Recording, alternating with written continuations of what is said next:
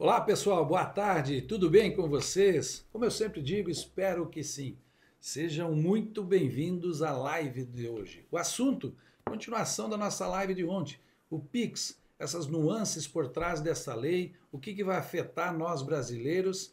E como eu disse ontem, eu tenho a honra de contar hoje com a presença do meu sócio, amigo, parceiro de negócios, irmão em Cristo, o Dr. Juarez Paim. Antes de eu passar para ele se apresentar e conversar, vamos fazer aquele tradicional gesto de carinho de compartilhar essa live. Encaminhe os aviãozinhos, chama um número máximo de pessoas, participe, faça seus questionamentos, traga perguntas. É muito importante, pois muitas vezes o seu questionamento certamente sanará dúvidas de outras pessoas. Então vamos lá, enquanto o time está aqui desenvolvendo esse desenrolar de trazer mais pessoas para a live, eu vou convidar o meu sócio, como eu disse, amigo, irmão em Cristo, a se apresentar. Se eu fosse te apresentar, eu ia passar horas falando do seu currículo aqui, da pessoa que você é, do profissional que você é. Seja muito bem-vindo, Juarez. Muito obrigado, uma boa tarde a todos, boa tarde, Dr. Jair, obrigado pelo convite, né? Eu que me sinto honrado de estar aqui ao seu lado e né, acho que podemos até dispensar muitas apresentações. Eu sou Juarez Paim, né, trabalho aí com contabilidade há alguns anos, sou advogado e hoje a gente busca discutir assuntos ligados principalmente a questões empresariais, questões tributárias e familiares.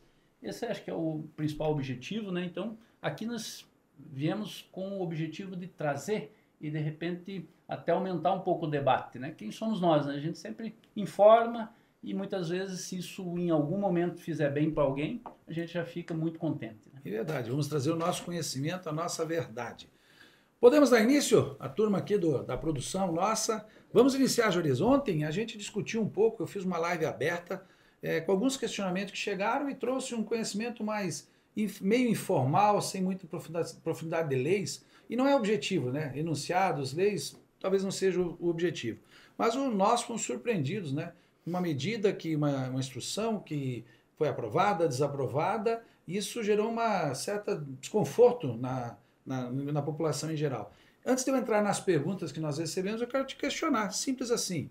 O que aconteceu com o Pix? Ele surgiu quando? O que você pode trazer, numa forma geral, sobre esse instrumento que é o Pix, que agrada tanto a nós, né, a facilidade da informação, da rapidez, da agilidade, e ao mesmo tempo assustou o povo brasileiro com relação à tributação, impostos, fiscalização. Então rodou muito isso a nível nacional. Então, te passo a palavra. O que é, no fundo, o Pix? Foi criado? Quando? Por quê? E como ele está em vigor hoje? Bom, o Pix, né, é uma forma de pagamento, né? E aos poucos ele vem se tornando, né, ao longo dos anos, ele foi lançado ali no meio da pandemia, vamos dizer assim, serviu também naquele momento para o governo até repassar valores, né, para as pessoas que tinham direito a receber algum tipo de benefício, e hoje ele está se tornando o principal meio de pagamento brasileiro, né? Ele é essencialmente brasileiro, ele é muito elogiado, inclusive, por outros países, e por isso dessa repercussão tão grande, né? E aí a gente já vai para o efeito das redes sociais, né? Quando a gente fala de redes sociais, tudo que impacta em muita gente, dependendo como vem o comentário, nós acabamos tendo várias informações, uma enxurrada de informações. Se a gente fosse falar só do Pix, a gente iria algumas horas aí tratando desde a evolução dele, né? No entanto, o que é importante a gente dizer? Ele é um meio de pagamento. E ele sendo meio de pagamento, a tendência é que ele tenha uma rastreabilidade e comprova transações entre pessoas, né? Efetividade da operação, tanto que eu posso fazer um Pix para pagar meu IPVA, para pagar meu IPTU, ou até para pagar tributos federais, né? Os próprios órgãos públicos vêm recebendo com Pix. Então ele é um instrumento até que tem que ser analisado sob o aspecto de planejamento, sobre organização, de como que eu faço um Pix e por que eu estou fazendo um Pix. Inclusive analisando o destinatário e vários outros fatores, porque depois que ele foi, né, para ele ser cancelado, inclusive, se não comprovado alguma fraude, ele praticamente impossível de cancelá-lo. Então isso é muito importante. Quando eu vou fazer um Pix, é importante eu olhar o destinatário, é importante eu escrever a mensagem do que eu estou pagando e levar em consideração isso lá nas minhas finanças, lá na minha questão tributária. Ok, então simples assim, né? Nós temos hoje uma ferramenta eletrônica que nos traz agilidade, ganho de tempo, e aí só talvez ela gerou uma distorção, eu anotei aqui, como ela vai ser rastreada ou fiscalizada pelos órgãos competentes. Então eu vou partir para a primeira pergunta que chegou das pessoas que contribuíram conosco com alguns questionamentos. Do senhor Renan, chega o seguinte questionamento, senhor Juarez.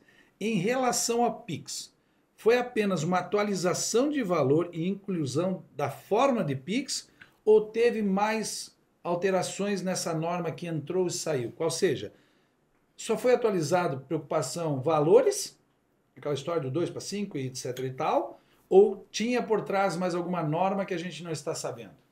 Então, nós estamos falando aqui, em especial, da Instrução Normativa 1229, né, que foi editada, inclusive, lá no mês de agosto. E por que o bafafá, né, ou toda essa discussão só aconteceu agora em janeiro? Porque ela entraria em vigor em 1º de janeiro. E aí nós tivemos várias informações, notícias da própria imprensa, né, passa a valer, né, a informação do PIX a partir de 1º de janeiro de 2025. Né? A Instrução Normativa só referendou a e-financeira, que já necessitava que os bancos fizessem essa informação.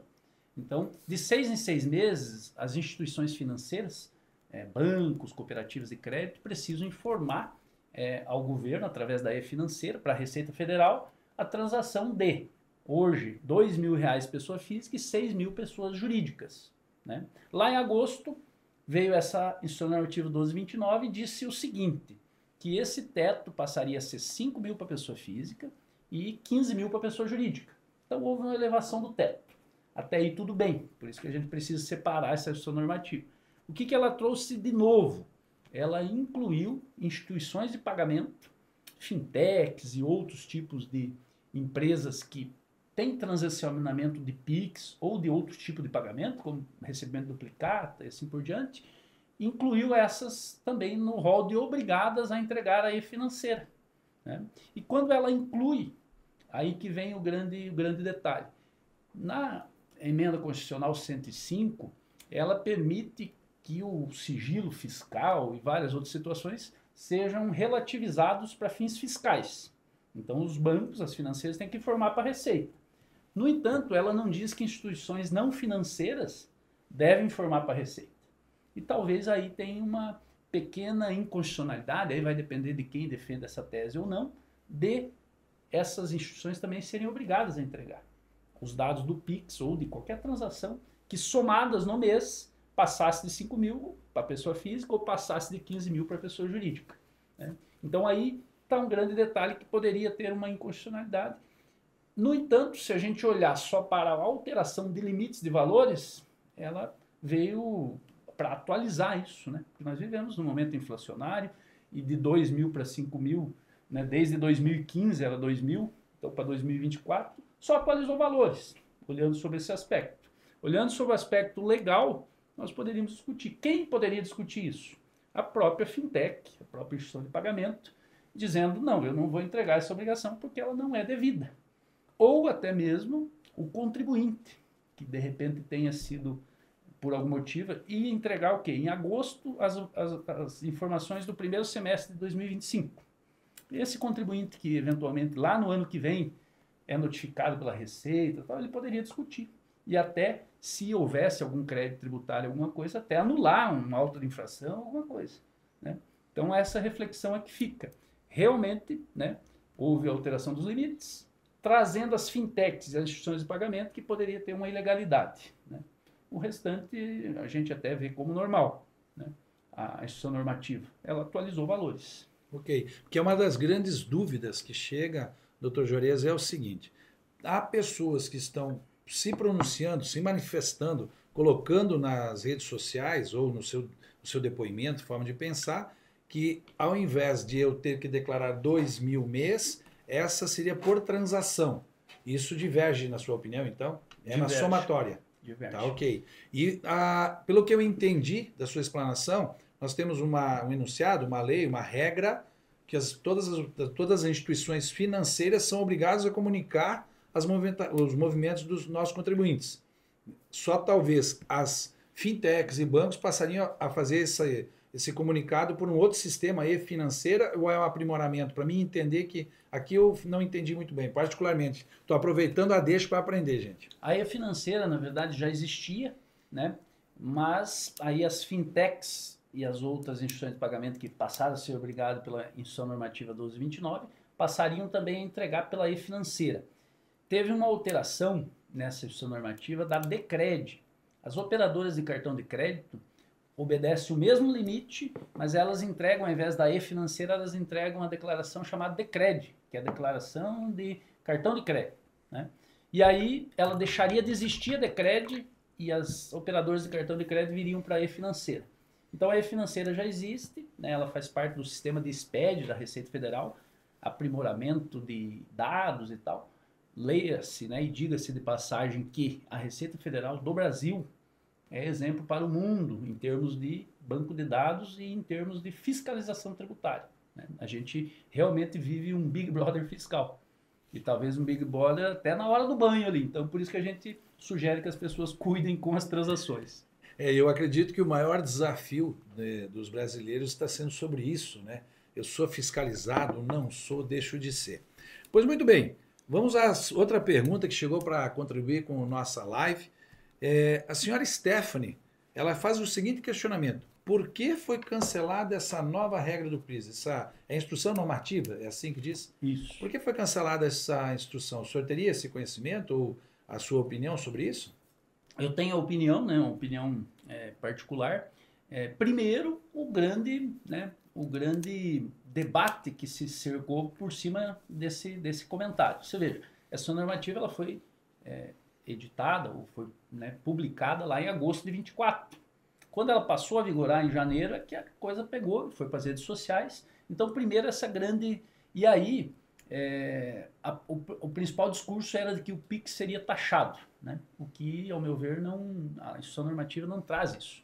E essa instituição normativa, ela é, na hierarquia das leis, ela é um ato infralegal, é da Receita Federal, né? A Receita Federal entende que os contribuintes, então, fintechs, instituições de pagamento, devem entregar a e-financeira por essa norma, mas ela tem que obedecer o arcabouço legal, a Constituição e outras leis, Código Tributário Nacional.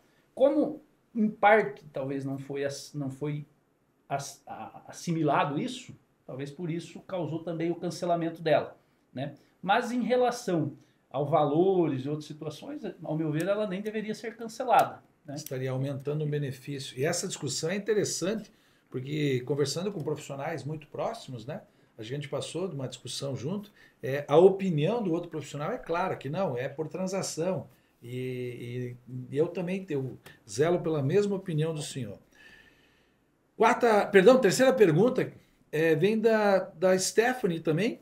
Quais os desafios para a implementação dessas novas normativas fiscais no Brasil? Ela é um pouco mais ampla, não vai se reter só, então, talvez a instrução normativa e ao nosso assunto do PIX, que está ficando cada vez mais claro para mim, qual seja, estamos sendo fiscalizados, tem normas para isso, vamos ser, de alguma forma, obrigados a responder pelas nossas ações, ou seja, nossos deveres e obrigações com relação a impostos está cada vez mais informatizado. Então a pergunta é essa: quais os desafios que o senhor vê, com a sua experiência de alguns anos, na implementação das normativas no Brasil? Tem alguma particularidade que o senhor vê nessa sua experiência todos esses anos? Então, o que a gente viu nos últimos anos, né, olhando sob o aspecto tributário? Uma relativização do sigilo fiscal.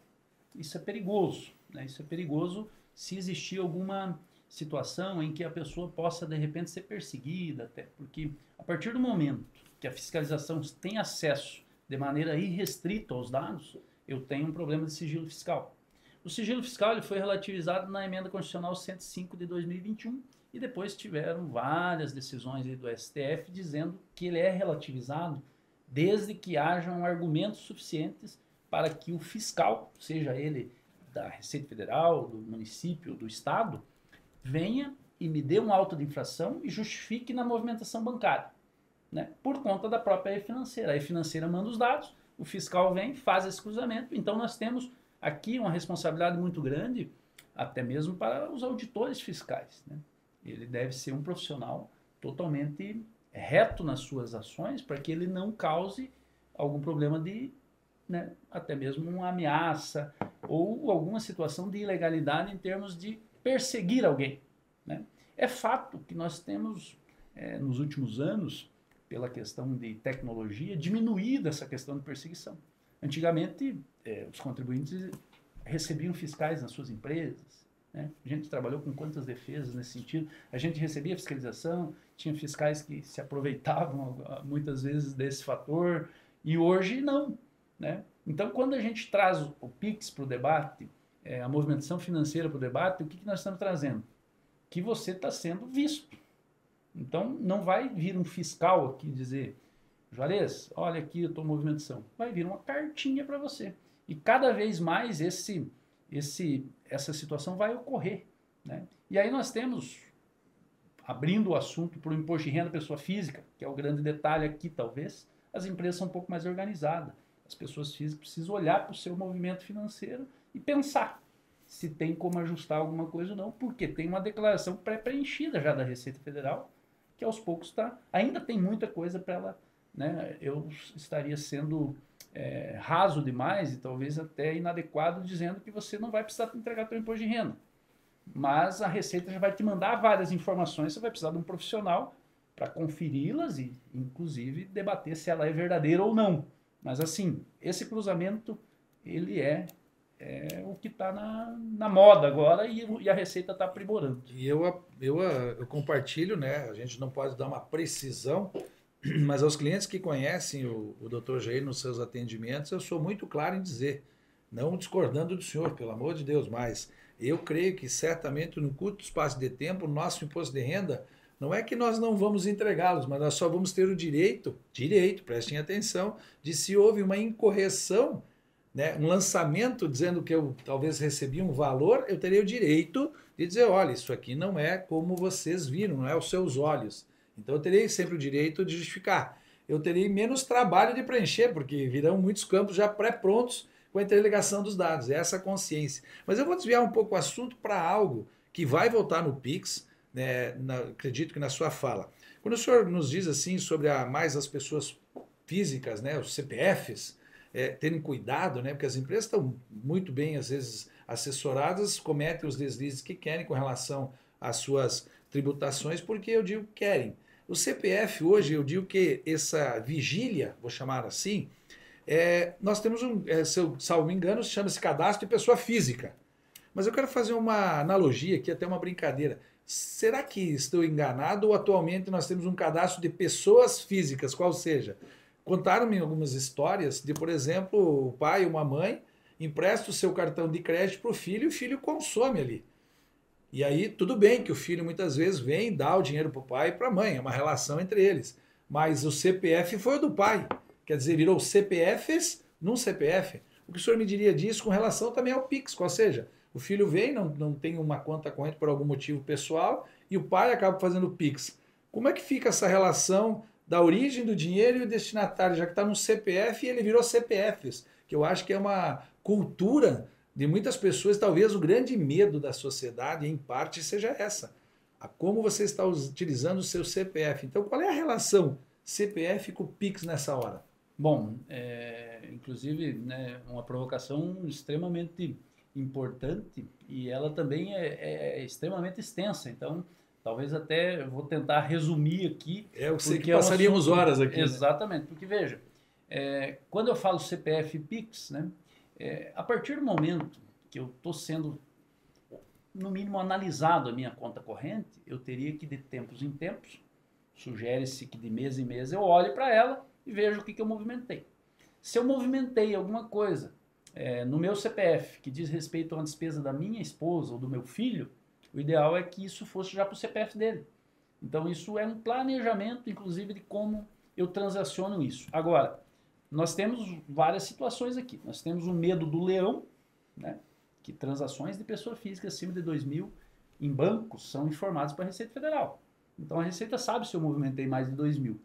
Nós temos então o medo do leão aqui e temos aqui a contrabalança da facilidade, né? Tá na minha conta corrente, eu já transfiro. Tá no meu cartão, eu vou lá, já pego um cartão com uma segunda titularidade, mas eu continuo sendo titular. E aí, veja, Eu tive um movimento de 10 mil de Pix, paguei 20 mil de cartão de crédito, deu 30 mil de movimento e ganho 3 mil. Então, aí nós começamos a também olhar como cidadãos, né? A nossa carga tributária é muito alta. Pesada. Muito pesada. Juridicamente, nós como profissionais e como entidades da sociedade civil, precisamos debater isso. Agora, se ele é exigido, eu como cidadão, eu também tenho o direito e o dever de cumpri-las, né? Ou então, separar isso, o que é da minha esposa para minha esposa, o que é do meu filho para o meu filho, olhar para isso antecipadamente é muito importante, até para acompanhar as finanças. Num resumo, o senhor me corrija ao final se eu estou errado. Eu, durante o ano, porque a declaração é anual, eu durante o ano vou ter uma movimentação que a Receita tem acesso de 200 mil na minha conta e declarei durante o ano que eu ganhei 36 mil. Isso vai chamar atenção. E aí é interessante talvez fazer uma analogia, se o senhor assim me permita. Antigamente, essas análises eram manuais, eram o olho do ser humano, assim eu vou dizer. Hoje nós temos robôs, informatização, a facilidade do mundo digital de perceber, eu vou chamar de deslizes das pessoas de não cuidar como estão usando o seu CPF. Então, gente, não é só o Pix. Essa matéria do Pix que veio à forma da tona, ela nos traz a possibilidade de a gente discutir uma natureza muito maior dos nossos deveres e responsabilidades. O próprio Dr. Juarez deixou claro, se você sentir-se violado nos seus direitos quanto a seu sigilo bancário, a forma como foi, talvez caso você seja um dia fiscalizado, você tem todo o direito e deve procurar profissionais especializados para que seja feita uma orientação. Eu digo isso não só para as empresas, que eu sempre falo assim, você senta uma vez por mês com o seu contador e é incrível o percentual das pessoas, dos profissionais, donos de empresas, empresários que não têm esta preocupação de sentar com o seu contador e entender. E olhe só o lado do pessoal. Hoje a gente, para evitar alguns gastos ou despesas, se auto-preenche imposto de renda e se auto-intitula conhecedor de todas as regras e leis. Olha, está mudando na minha concepção, se o senhor concorda. Ok? Vamos para a quarta pergunta. Eu vou parar só 10 segundinhos, você viu o marco do Dr. Juarez, vou falando com vocês da mesma forma e vou ver com a equipe aqui se está surgindo perguntas para a gente interagir também com o público. Se tiver perguntas, eu gostaria que nos trouxessem ou como fazer para que a gente possa começar a responder ao pessoal que está nos assistindo, está fazendo com que a gente possa trazer e elucidar mais alguns questionamentos. Temos algo aí para responder? Tem uma. Pois não? Qual é a pergunta? Do Lauro. Senhor Lauro. Ele perguntou como faço para legalizar Pix recebidos sem indicação de origem. Ok, Lauro, vou passar a palavra. Doutor Juarez, como faz para identificar, para regularizar, sem ter uma origem? Então, isso é muito comum. A partir do momento que o Lauro, né, ou qualquer cidadão, nós recebemos um Pix, ele tem uma origem, um CPF ou um CNPJ. Né? Então, como, talvez a origem aqui que o Lauro quis dizer, como que eu faço para tributar isso, né? Acho que eu vou tomar liberdade, inclusive, de levar sobre esse contexto. Como que eu tributo isso? Vamos imaginar que eu ou o Lauro recebemos um Pix porque eu fui, sei lá, fazer uma roçada no lote do Dr. Jair. O Dr. Jair me mandou um Pix de R$200. Como que eu tributo isso? Se o Lauro for pessoa física, ele vai ter que emitir um recibo e apurar o carnê-leão no final do mês. Somar o Pix que ele recebeu do Dr. Jair, o Pix que ele recebeu do Pedro, do Paulo e do Joaquim, né, deu R$5.000, pagar imposto de renda sobre aquilo. E apurar também verbas previdenciárias. Né? Se ele for uma pessoa jurídica, ele vai emitir uma nota fiscal. Né? E aí o Lauro começa a dar origem, né, que já existe, inclusive, fiscal daquela entrada. Então o Lauro recebeu, sei lá, no ano ou no mês ali, 50 Pix de R$200. Né? Como que ele tributa isso? Ele vai ter que informar o CPF do Dr. Jair, que pagou esses R$200, o CPF do Pedro, do Paulo, do Joaquim, dos 50 Pix lá no carnê-leão, apurar um imposto e pagar no último dia do mês subsequente. Então, é o que a gente falava. O Lauro, né, talvez representando várias outras pessoas, talvez não seja nem o caso dele, é uma dúvida. Né? Estamos aproveitando o seu nome aqui, Lauro. Pode ser dúvida de muita gente, né, doutor? É o quê? É olhar para a minha atividade. Né? Eu, por exemplo, eu tenho atividade, eu sou conselheiro, eu tenho algumas atividades que eu preciso emitir RPA, como conselheiro fiscal, por exemplo. eu sou advogado, eu emito nota, tem vezes que as pessoas me contratam na pessoa física, então eu posso emitir nota, eu posso emitir recibo, posso emitir RPA. É essa a situação. Trata-se disso. O que eu faço no início do meu ano? Eu vou olhar se eu vou tributar na física, se eu vou tributar na jurídica, se eu vou emitir nota do meu escritório de advocacia, se eu vou emitir nota do meu escritório de consultoria. É isso. Trata-se disso. Trata-se de olhar e planejar. E por incrível que pareça, além de você amansar o leão, isso faz um bem para o teu patrimônio. Você vai começar a olhar quanto você está gastando, quanto está entrando, quanto está saindo, né? E aí, isso aumenta o quê? A capacidade de eu gerenciar a minha conta corrente e meu cartão de crédito. Então, acho que a pergunta é muito ampla. Né? Passaríamos horas pelo jeito. E aí eu vejo, complementando, que quando eu estou em um caminho de buscar o conhecimento com profissionais competentes, ou até mesmo hoje em lugares seguros do nosso mundo digital, eu posso entender alguns ganhos da tributação. Porque se olha muito a tributação somente como um fardo, um peso. A gente entraria naquele assunto que eu discuti ontem, a contrapartida. Talvez outra hora, Júlio, a gente disponibilize uns tempos. Vou aproveitar o gancho, né? A contrapartida. O Lauro, então, recebeu R$200 para ir lá cortar o lote, mas ele usou gasolina para pôr na maquininha dele, ele usou o carro para ir até lá, ele usou a conta do celular dele para fazer essa transação. Via de regra, isso são dedutíveis. Então, ele pega o 200, deduz, lá no Carnê-Leão, né? É preciso olhar com um pouco de cuidado isso e particularidade. Mas olha só, aí ele vai tributar sobre os 200 ou sobre os 5 mil que ele recebeu no final do ano, pode ser que ele deduza, pode ser que até que o Lauro não pague nenhum imposto. Mas ele está acompanhando. É buscar conhecimento, né? Sem dúvida. Hoje a regra maior que eu acredito, pessoal, por favor, não estou condenando ninguém, é simplesmente assim, é um castigo, né? E os ganhos, talvez, na vida pessoal mais, que eu anotei aqui, foi talvez, muitas vezes, se eu quero alavancar a minha vida como uma instituição financeira, eu não preciso fabricar nem renda, né? As pessoas hoje têm dificuldade de muitas vezes conseguir bons créditos, boas oportunidades, porque não tem como declarar sua renda. Né? Então é perigoso isso, e nós não estamos aqui para pontuar o eu, quem está certo ou errado, A ou B, governo versus a nós da população. O que eu percebo também é essa divergência nas informações. É muito preocupante a forma que muitas vezes o conteúdo chega. Por isso que eu sempre digo e vou reforçar aqui pela segunda vez, você precisa procurar profissionais que tenham conhecimento, ganho de causa, entendimento desses assuntos. Por quê? Porque assim você pode aprender, assim você pode entender. A decisão será sua depois, mas manter-se nesse desconforto da informação eu não aconselho a ninguém, tá bom? Vamos para a quarta pergunta. Como a tributa, mais uma vez a Stephanie, obrigado Stephanie pela sua participação, ficamos lisonjeados pelo seu carinho, forte abraço aqui do Jair e do Juarez. Como a tributação sobre o PIX pode afetar os consumidores e comerciantes? Boa pergunta, inclusive, né, pegando um gancho no que o Dr. Jair comentou, do volume de informações e tal, nós não podemos, de repente, pegar as informações e olhar só um lado, né? De repente, tornar ela uma muleta, uma justificativa para eu não fazer o que eu preciso fazer na minha pessoa física. Então, acho que isso também é importante. A tributação do PIX, na verdade, né, é o que se discute nos últimos dias, mas nós não estamos falando da tributação sobre o PIX unicamente. Nós estamos falando da tributação sobre o volume de receitas que eu tenho na minha pessoa física ou na minha pessoa jurídica. Então, veja, se eu passo a ser tributado, o PIX, a Receita já sabe que eu recebi 10 mil de PIX no mês. Né? O efeito é qual? Se eu for uma empresa, eu teria que emitir nota fiscal. Se eu for uma pessoa física, eu tenho que emitir o respectivo recibo. E se for o caso, deduzir despesas que tributariamente são possíveis de deduzi-las. Né? Então, o efeito, ele eu diria que nós estamos numa mudança, numa quebra de paradigma, numa mudança de cultura que vai ser goela abaixo. Né? Nós precisamos mudar isso porque a Receita tem o que eu movimento e eu não vou fazer nada do outro lado aqui, né?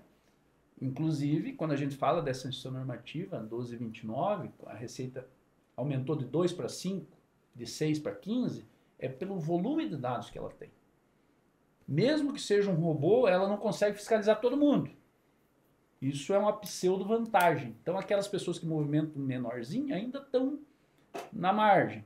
Mas ela já ia começar fazer o quê? Uma seleção a partir de 5 mil, a partir de 15 mil, e aí sim já é mais fácil dela fiscalizar. Porque você imagine todos os dados de contribuintes que movimentam acima de 2 mil nesse Brasil. Eu diria que é... É um volume de dados, né? Isso nasceu com o supercomputador da Receita, a gente vem acompanhando isso há 30 anos, e lá em 2009, 2010, tem um supercomputador onde isso é processado, né? E aí, claro, né? Aí tem COAF, tem várias outras formas aí da Receita buscar. Então, aqui o reflexo, já que estamos falando do Pix, e ele é o grande vilão, e ao mesmo tempo vamos olhar pelo lado bom dessa toda essa discussão, é eu começar a planejar, independentemente se eu seja comerciante ou seja pessoa física, né?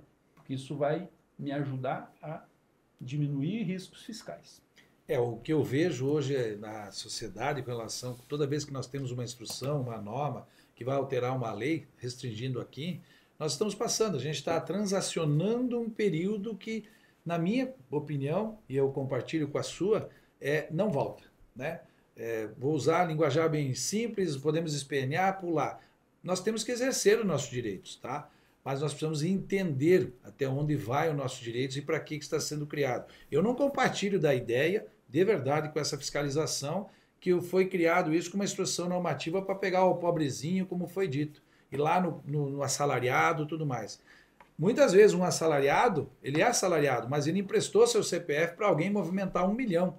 Talvez seja esse também uma parte dos olhos, mas isso é uma opinião pessoal. Eu não posso garantir isso. Eu talvez estou vendo algo sem procurar lado A, B ou C. O que eu estou tentando trazer particularmente aqui, na minha opinião, é que você precisa ter uma consciência, conforme as palavras do Dr. Juarez. Nós estamos sendo fiscalizados, monitorados, a Receita Federal tem todas as nossas informações de movimentação mensal e ela vai analisar com sistemas muito inteligentes e eletrônicos. O que vai acontecer a partir dali, você terá um direito de defesa se foi feito alguma violação dos seus direitos. Agora, a consciência que nós temos que ter, que não é mais como era antigamente, né? Antigamente, na época do meu avô, nem nota existia, era papelzinho, aspiral, e aí eu vou viver meio século para trás. Não é o caso daqui, e então é só isso que eu gostaria de falar. Tem mais perguntas aqui chegando? Exatamente. Enquanto você dá uma olhada aí, eu Por vou favor, aproveitar só um adendo aqui à sua fala, né? Ao invés de nós precisamos realmente reclamar, nós precisamos mudar essa carga tributária, tudo, né? Precisamos. Isso está na mesa também e nós como profissionais estamos junto com os cidadãos aí nesse contexto.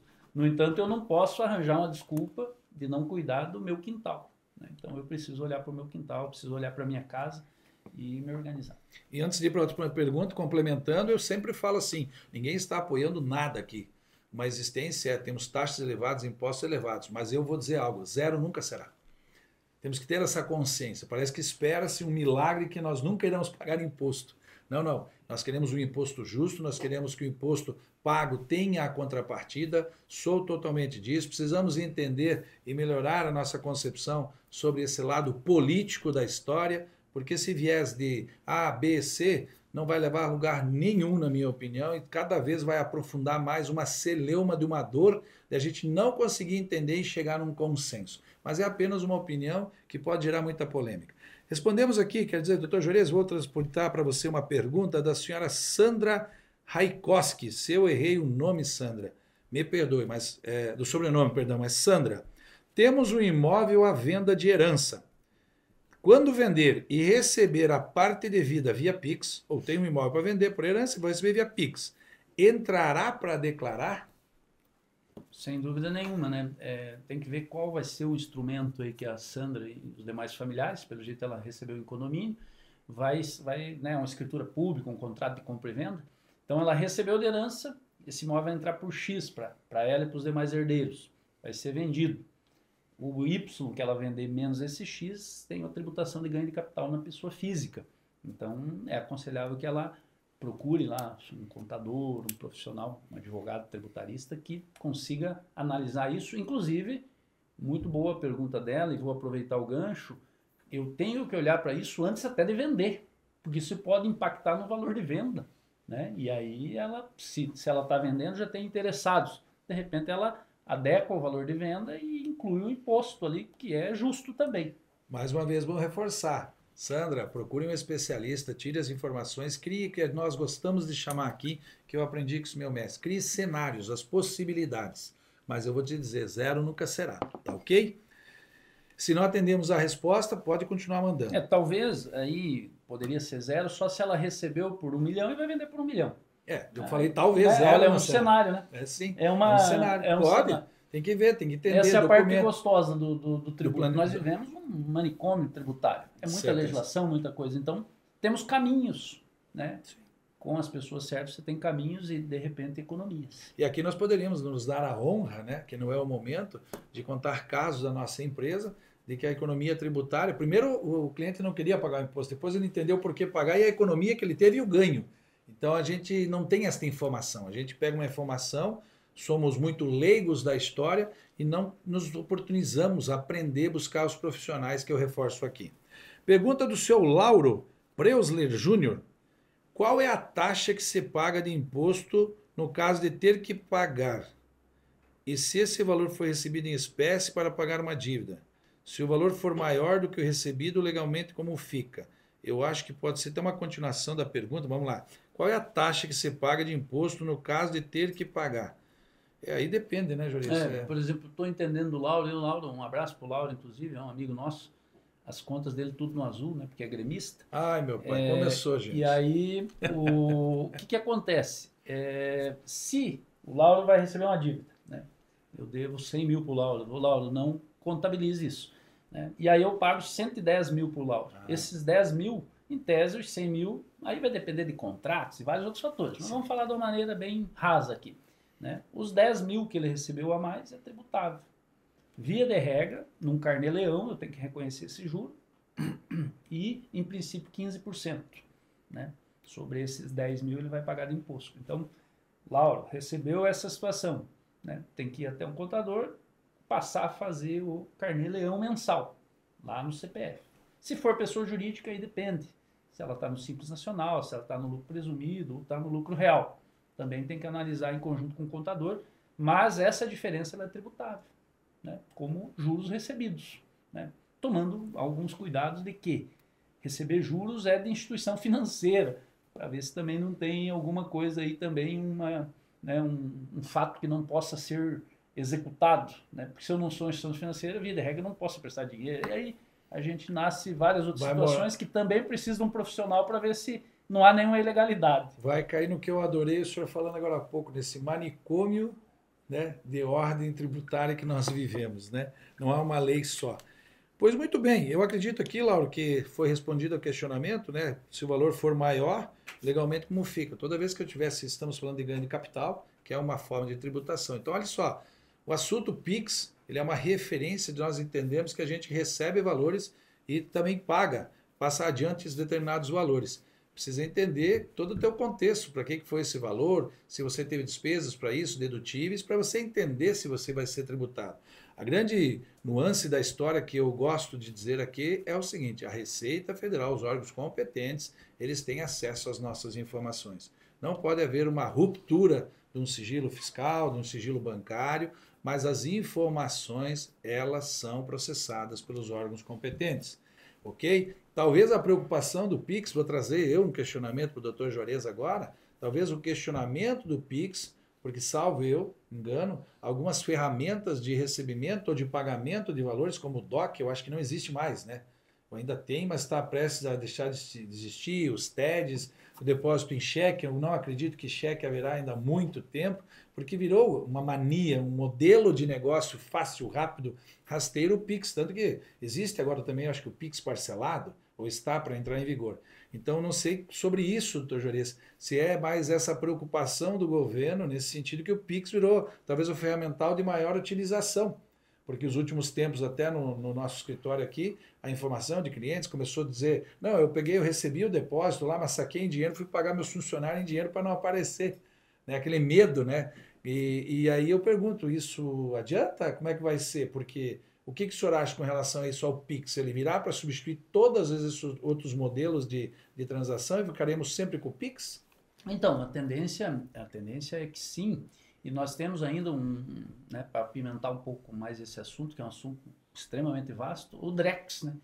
que é Moeda que é digital. a moeda digital. É o real digital, na verdade, que já está em teste desde dezembro do ano passado e provavelmente, né, para 2026 nós já vamos ter testes práticos deles. Os testes práticos já existem, mas teste com cidadãos. Então, veja, eu não tenho os números aqui agora, tá? Mas nós tivemos DOC, TED, cheque, o próprio dinheiro, e esses percentuais, eles vêm caindo tanto depois do Pix, que é assustador até você ver a evolução que aconteceu. Então, nós temos que olhar para o Pix como uma facilidade, como um benefício e cuidar dele sob o aspecto fiscal. Não tem como, no mundo que a gente vive, dentro dessas facilidades, tanto que você vai até na Argentina, por exemplo, os caras têm Pix. Lá em Buenos Aires, os caras têm Pix. Né? Claro, você tem que abrir um conta no Brasil. Mas dá um assim, jeito, validou, né? Vai. Ele facilitou a minha vida, né, na verdade. Então vamos olhar como um facilitador. Só que ao mesmo tempo, a partir do momento que eu apertei o botãozinho, tem alguém me olhando. Vamos pensar dessa forma. Se tem alguém olhando, eu preciso olhar antes quantidade de transação que eu vou fazer, valores de transação e cuidar disso. E se esse crédito, esse débito não é meu, por que eu estou fazendo no meu CPF? Né? Se eu fizer, eu tenho riscos. Né? Olhar para dessa maneira, na minha opinião, viu, mestre? Tá bom. Alguma pergunta a mais? Nada? Eu acredito que até pelo passar da hora, né? Acredito que podemos começar encerrando, mas quero agradecer a todas as pessoas que mandaram seus questionamentos. Espero que a gente tenha contribuído na vida de vocês com uma forma, não vou ficar falando, mas uma forma bem transparente da informação do que nós acreditamos, do que está acontecendo, pelas experiências que vivemos e temos. Falo particularmente da minha estruturação pessoal, entendendo, além de amigo, é o meu grande mentor, é a pessoa que me orienta, diz, olha, dá uma olhada para isso aqui. Ele orienta. Se eu não quiser seguir a orientação, eu tenho pelo menos a consciência que se algo acontecer, eu não posso ficar chorando que eu não tive a informação de um profissional competente. Então, esse assunto é vasto, é complexo, mas o meu resumo particular é assim, são legislações, normativas, instruções que cada mais vezes virão presentear nós ou não, depende da forma que você vê. Qual é o caminho que você tem? Na minha opinião, começar a entender que talvez seja um sinal para você entender qual vai ser o modelo de gestão de ativos e financeiros na sua vida e como o governo ou os governos irão nos tratar. Não esquecendo, nós temos que exercer o nosso direito sobre isso. Nós temos que nos movimentar, trazer a verdade sobre os fatos. E eu convido todos a prestar atenção nessa instrução que eu dou numa frase particular. Planejar, gente, não é perca de tempo. Planejar é ganhar tempo para viver. Eu quero agora as considerações finais do meu mestre e amigo Juarez. Eu vou te fazer um convite aqui ao vivo. Eu vou te colocar no mato, como eu gosto de sempre fazer. Nós recebemos muitas perguntas aqui também, de parte da equipe, que leva muito o PIX para o planejamento familiar, planejamento sucessório, a tributação, que foi a senhora Helena que trouxe que quando a gente tem bens, né? E aí a gente vai falar de planejamento sucessório e etc. Sandra, dona Sandra trouxe um assunto que é legal, porque a gente só falou de movimentação financeira. Mas o Pix vai passar quando eu vender imóvel, quando eu comprar, quando eu receber uma herança do meu pai. E aí eu quero te convidar. Não temos a data, vocês devem acompanhar nas redes sociais. Depois que ele se pronunciar, ele vai dizer um sim ou não. Conhecendo a generosidade, eu espero um sim. Sobre nós discutimos, né? A influência disso no nosso planejamento familiar, no planejamento sucessório e as tributações com relação a isso, com essa famosa reforma tributária que já está em vigor, parte dela, e tem, pelo que eu pouco conheço, não é uma área que eu domino, até 2029, 30 para estar totalmente implementada. Claro, poderá sofrer alterações. Então, Juarez, eu quero agradecer a vocês que estiveram aqui conosco, mas o Dr. Juarez fará as considerações finais e o meu convite. No final você disse, a gente pode programar uma live daqui uma semana sobre esse assunto. E ela vai talvez ser um pouco mais extensa, de 1 hora. Tá bom? Com você, meu mestre, muito obrigado por aceitar esse convite, levar o seu extremo conhecimento ao nosso público, às pessoas. E essa live, eu só vou perguntar, vai ficar gravada? Vai ficar gravado nos nossos canais de YouTube. Faça uso, aproveite, tire dúvidas, pode mandar questionamentos que a gente terá a honra de contribuir. Mais uma vez, obrigado. Pode fazer as considerações finais. Obrigado, né? E pela honra de, inclusive, ficar com essa responsabilidade de concluir aqui o assunto, né? O que é preciso, né? Já de antemão dizendo um sim, nós precisamos, enquanto cidadãos, ir particionando os assuntos, né? Talvez como a gente fez com o Pix aqui hoje, olhando para ele com partes e como cidadãos também, né? Fazer o seguinte, eu tenho uma piadinha, inclusive, que diz o seguinte: o imposto é igual a nossa Avenida Brasil aqui em Cascavel, não tem retorno. E como cidadão, nós temos que achar um jeito de que ele tenha um retorno. Então, se a gente ir por partes, né, cuidar um pouco com o envolvimento de muitas notícias, muitas situações, muitas vezes a gente até vira massa de manobra. Não, nós temos que agir. Nós temos os nossos representantes, difícil, às vezes me sinto com as mãos atadas, mas nós precisamos pegar por partes e ir tratando isso, né? Da mesma maneira que a gente trata numa live aqui, até para ficar um pouco mais entendido, né? Obviamente que, pedindo as escusas aqui por alguma coisa que a gente falou a mais, é uma opinião pessoal, né? Mas a gente quer o bem do nosso Brasil, né? Então, se a gente quer o bem do nosso Brasil, nós precisamos olhar para isso com um pouco de cuidado e um pouco de responsabilidade e também cutucar no momento oportuno. Muito obrigado pelo convite e estou à disposição aí para próximos assuntos. Assim será. Gente, fiquem bem, fiquem com Deus. Muito obrigado por estar conosco nessa live e até a próxima.